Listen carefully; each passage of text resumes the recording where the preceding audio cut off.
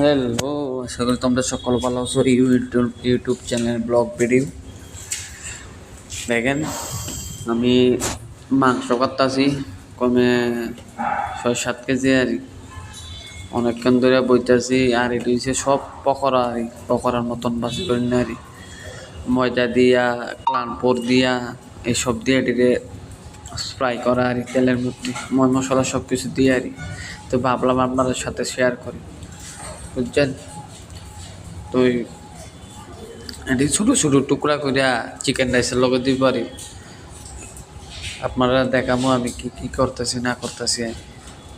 এদিক দিয়ে মাংসও কাটতেছি, এদিক দিয়ে অন্য কিছুও দেখতেছি।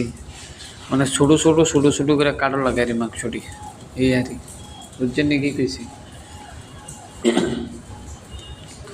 প্রতিদিন 6 কেজি 7 কেজি 8 কেজি মাংস কাটা হয়।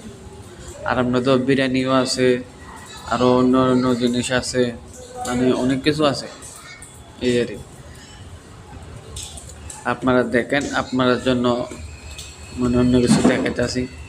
এই যে বিরিয়ানি চাল এটিকে বয়েল করতেছি, বয়েল করে সারার পরে তারপরে এটির লগে চিকেন রাইস মারবো।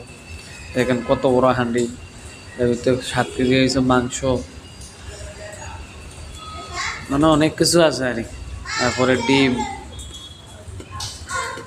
তারপরে পেঁয়াজ কাটি বিরিয়ানির লগে দেয় আর এখান দেখেন ভিতরের আইটেমটা মানে মোটামুটি মাল আসলে সব খালি হয়ে গেছে, বুঝছেন।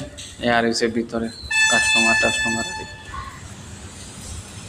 আর হয়েছে বিরিয়ানি ডাললাম এখানে, বিরিয়ানি চালটি ডালছি এখানে। ওখানে দেখবেন সমান জায়গায় তেল দিয়ে একটু সমান করে নিলাম। আর ডাইলা শুকামো রাষ্ট্রীয়, কারণ গরম রয়েছে তো গরম গরম তো আর ইয়া করেন যেত না। আর হে দেখেন কি করতেছে, বুঝছেন সান, মানে কি কমার। আর দেখেন রাষ্ট্রীয় ডাললাম, ডাইলা এটা কত একটু শুকানোর লাগে একটু ফ্যানের ভিতরে দেবো, মানে একটু টাইট হইব, কারণ বেশি গরম তো দন যেত না।